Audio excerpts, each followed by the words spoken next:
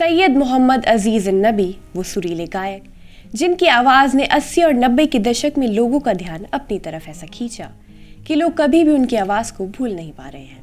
आदाब, आप देख रहे हैं आवाज़ वॉइस और मैं हूँ आपके साथ अमीना माजिद।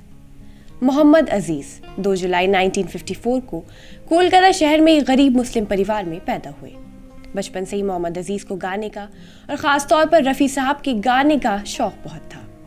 गाने का अजीज साहब का सफ़र शुरू हुआ स्कूल के दिनों से और वहाँ इनकी गायकी को काफ़ी तारीफ मिलने लगी थी। मोहम्मद अजीज का नाम उन चुनिंदा गायकों में शुमार है जो संगीत के 7वें सुर में गा सकते हैं।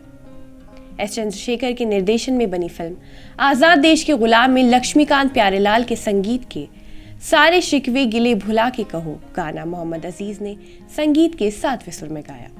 इसके अलावा 1984 में ही हिंदी फिल्म अंबर में गाने का मौका मिला अजीज साहब को।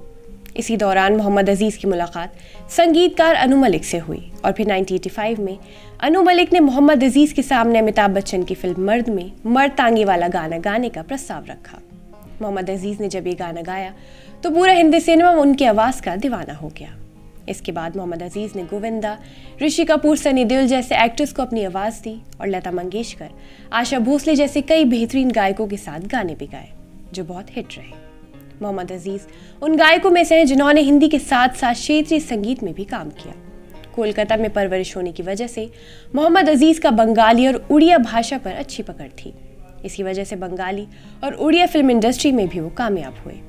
1985 के बाद इन्होंने बंगाली और उड़िया भाषा में कई भजन और फिल्मी संगीत गाए। मोहम्मद अजीज ने अपने पूरे जीवन में 20,000 से भी ज़्यादा गाने गाए। उन्होंने हिंदी सिनेमा की हर बड़ी शख्सियत के साथ काम किया। 27 नवंबर 2018 ऐसी तारीख थी जब मोहम्मद अजीज साहब ने इस दुनिया को अलविदा कह दिया, लेकिन आज भी वो हम सब के दिलों में जिंदा है। अगर आपको हमारी वीडियो पसंद आई हो तो हमारी हौसला अफजाई के लिए चैनल को सब्सक्राइब करना न भूलें।